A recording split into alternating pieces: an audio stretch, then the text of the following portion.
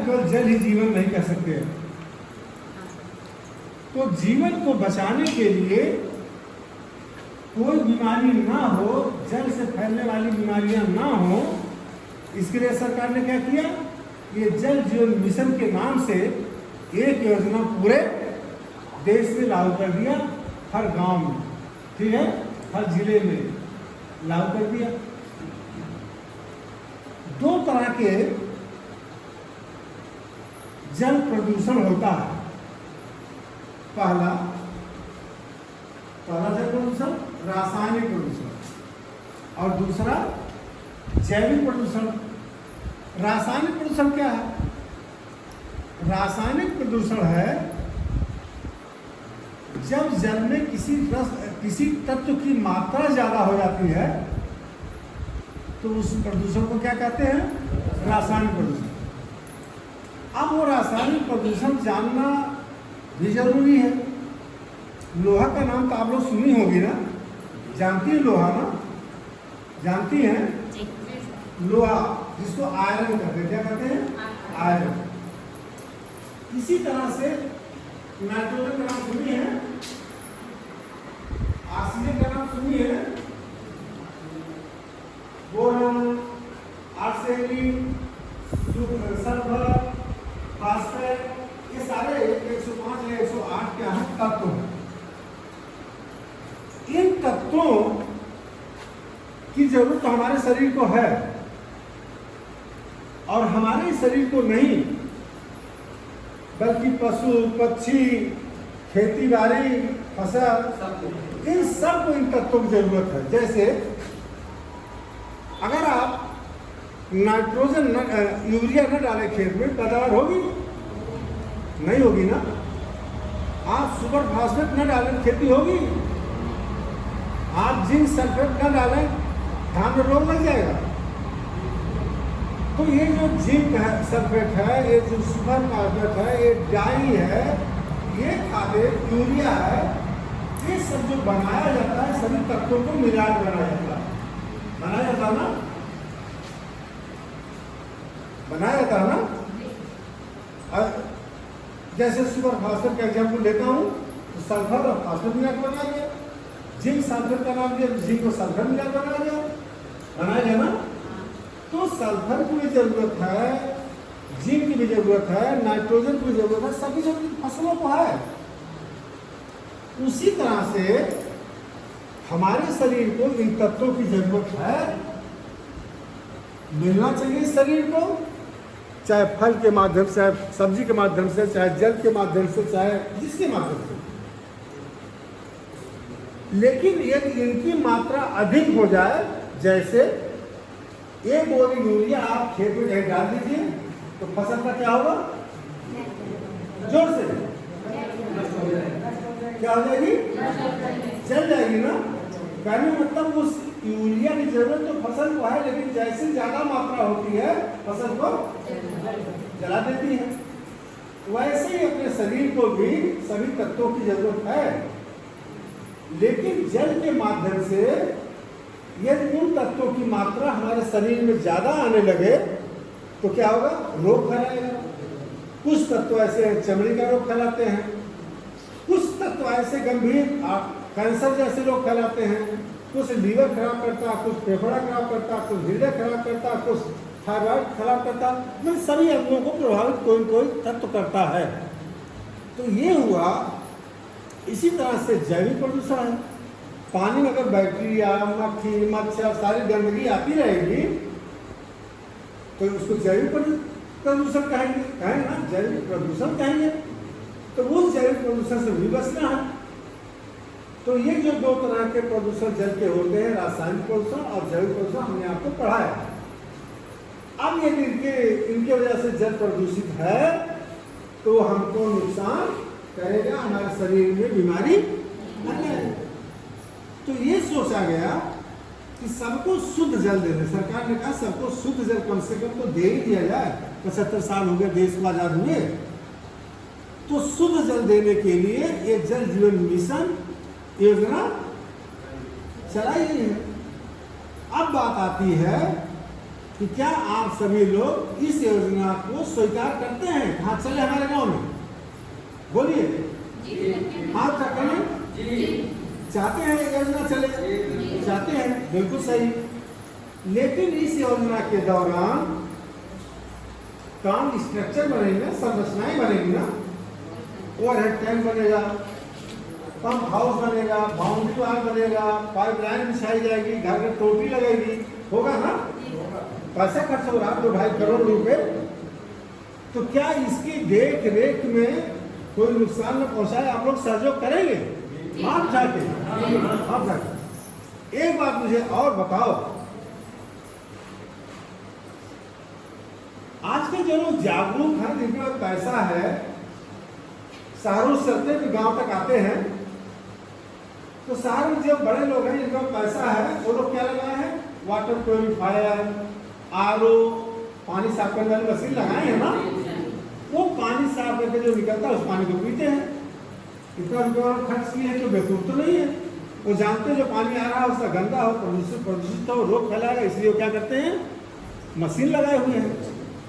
जिनके पास पैसा ज्यादा नहीं है, मशीन नहीं लगा सकते, वो भी क्या करते हैं? वो डिब्बे वाला पानी लेकर चला है ना, डिब्बे पानी आता है ना, आर पानी शहरों में वो लेते हैं, बाजारों में वो लोग लेने लगे हैं, कुछ गांव में मैंने देखा जिनका पैसा मंगाते हैं। लेकिन उस डिब्बे के पानी की कीमत कितना है? एक डिब्बे को 20 रुपया, 25 कहीं 30 है, हम 20 ही मान लेते हैं। और एक परिवार में कई डिब्बे पानी लग जाएगा दिन रात मिला करके खाना बनाने और पीने में।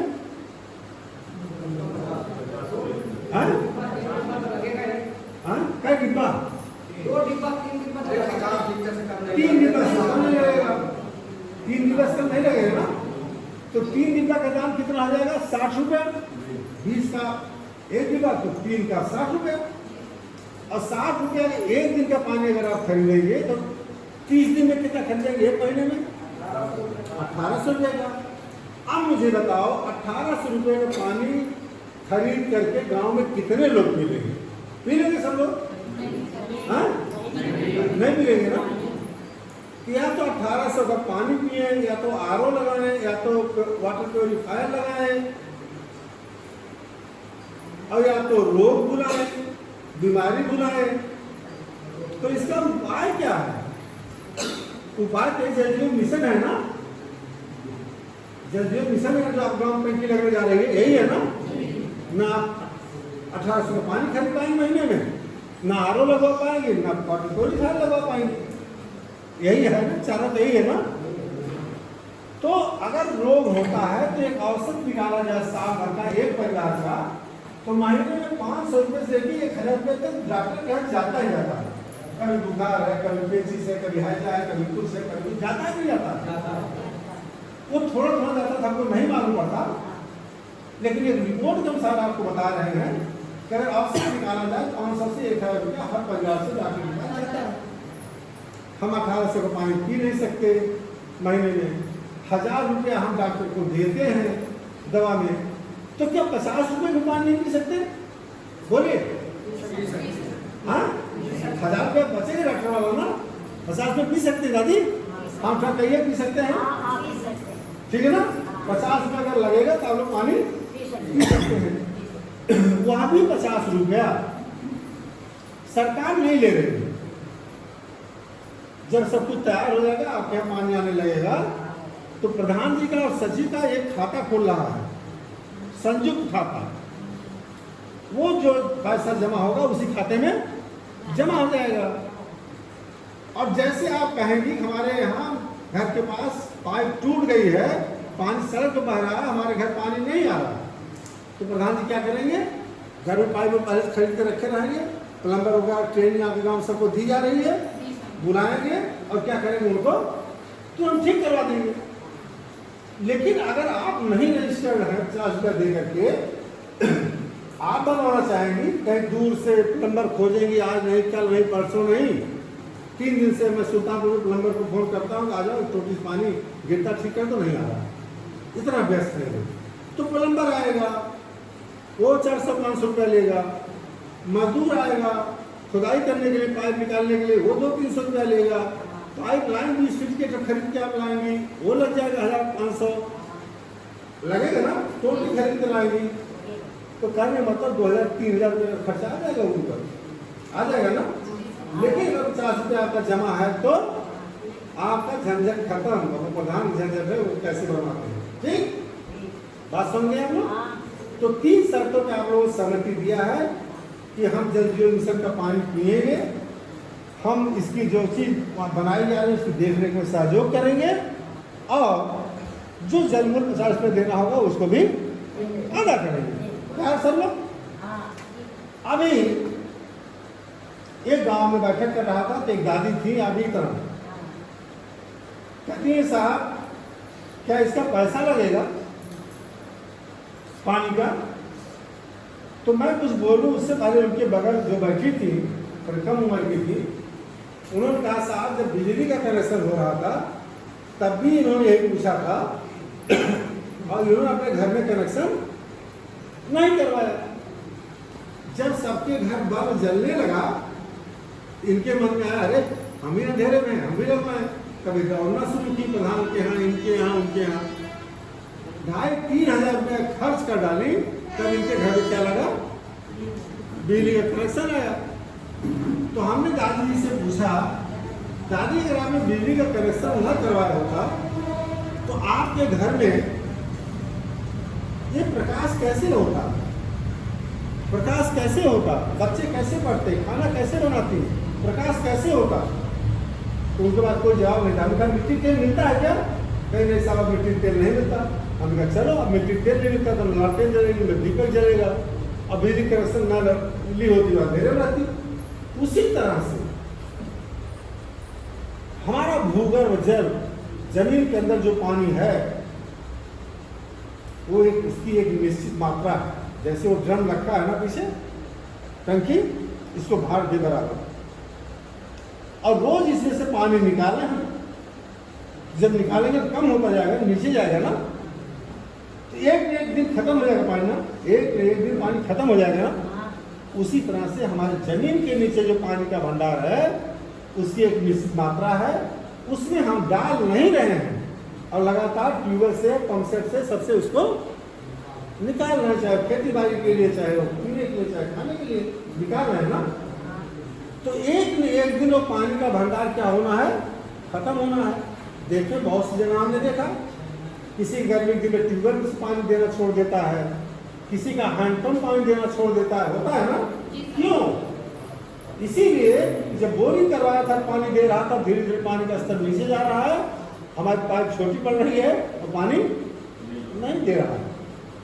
जब ये आपकी बड़ी वाली टंकी चलेगी, चूंकि ये 1200 फीट नीचे से पानी उठाया जा रहा है, इससे ज्यादा से, तो वाटर टेबल और नीचे भागेगा ना। तो जो कनेक्शन नहीं लिए रहेंगे क्या होगा, उनका हैंड पंप तो चलेगा नहीं, फिर पानी कहाँ पिएंगे, पटेदार के यहाँ जाएंगे भरने में, कहेगा हमारे यहाँ मत भरो, तुमने कनेक्शन नहीं लिया, जाकर व्यवस्था करो, तो आप दौड़ना शुरू करेगी ना। तो आप लोगों से निवेदन मेरा है कि सरकार ने जो मंशा दिखाई है 2.5 करोड़ रुपए करीब आपके गांव में खर्च कर रही है, उसमें आप लोग सहयोगी बनिए, आप उसका लाभ उठाइए, अपना स्वास्थ्य में ठीक रखिए, बीमारी को दूर भगाइए, ठीक है ना। लेकिन एक बात और साथ साथ कह दूं, हमने ये देखा कि स्वच्छता बहुत जरूरी है ना। आपने पानी किसी चीज में भर लिया और पानी निकालना है तो आप हाथ डाल के पानी निकाल लेंगे और डुबो करके, लाखों बैक्टीरिया आपके हाथ में है जमे, वो कहाँ जाएंगे, पानी जाएंगे, और उस पानी को पूरे परिवार को पिलाएंगे, तो रोगी कौन होगा, पूरा परिवार होगा ना। तो ये ध्यान देना है कि पानी हम किसी बर्तन से निकालें, हाथ न धुलने पाओ, हाथ साबुन से साफ करके निकालें तो पानी गंदा नहीं होगा। बहुत से गाँव में देखा हमने, बच्चा स्कूल से आता है और माता जी हमारे मुंह में तुरंत खाना निकाल के दे देती, खाओ, आप गंदा है ध्यान नहीं देते। अरे उससे कहना चाहिए साबुन से बढ़िया साफ दो। बच्चा शौच करके आता है, माता जी पानी डाल के ऐसे साफ कर दी और हाथ रगड़ के चलिए खाना बनाना, खाना परोसना शुरू कर देती है। तो क्या होता है? तो जिसको हम सुखी देखना चाहते हैं, जो हमारे दिल का प्यारा है, जो मेरे दिल की धड़कन है, मेरे दिल का अंग है, चाहे बच्चा हो, चाहे पति हो, परिवार का कोई हो, क्या जाने अनजाने हम उसको चाहत नहीं दे रहे हैं? दे रहे हैं ना? अगर अपने हाथों को गंदा करके खाना बनाते हैं, खाना खिलाते हैं, खाना बनाते हैं, पानी निकालते हैं, नो, तो क्या सबको हम लोग बीमार नहीं बना रहे हैं? इसका आप लोगों को ध्यान देना। उसी तरह से ये तो मैंने स्वच्छता की बात की, जल संचयन की बात मैं इसलिए कर रहा हूं, तो मैंने पहले बताया, अगर पानी को हम दुरुपयोग करेंगे, 2 बाल्टी में नहा सकते हैं, 10 बाल्टी खर्च करेंगे, 2 बाल्टी में कपड़ा साफ करते हैं, 10 बाल्टी खर्च करेंगे, दरवाजे में पानी डकारेंगे, गाय भैंस को पाइप लगा करके धोते ही रहेंगे, गाड़ी घोड़ा धोते ही रहेंगे, पानी की बर्बादी करते ही रहेंगे, तो ये बात जानते हैं, बड़ा पाप लगता है। पता नहीं आप लोग बोलती हैं अपने घर में कि नहीं बोलती हैं? मेरी पत्नी बोलती है, मैं नल खोल के और कुछ काम करने लगूं, चिल्लाती बड़ी जोर से, कहती मेरी मम्मी कहती थी पानी बर्बाद करना पाप है, प्रोफेसर है वो केनाई में। तो पानी बहाना बहुत अच्छी बात नहीं है, पानी बर्बाद करना बहुत अच्छी बात नहीं है। पानी के बिना जीवन नहीं है, अगर उसके बिना कोई जीवन नहीं है तो पानी को आप देवता मानिए, देवी मानिए, पानी की बर्बादी न करिए। सरकार देखिए आजकल ग्राम पंचायतों में तालाब खुदवा रही है, सोख्ता पीट बनवा रही है, क्यों? कि पानी उसमें जमा हो और जमीन के नीचे जाए। पुराने कुएं, तालाब, सोख्ता पीट सब मनरेगा के तहत बन रहे हैं ना, अभी और बनेंगे। तो मेरा आप लोगों से यही निवेदन है कि मैं तो भाई कई जनपदों में दौड़ता हूँ और यह पता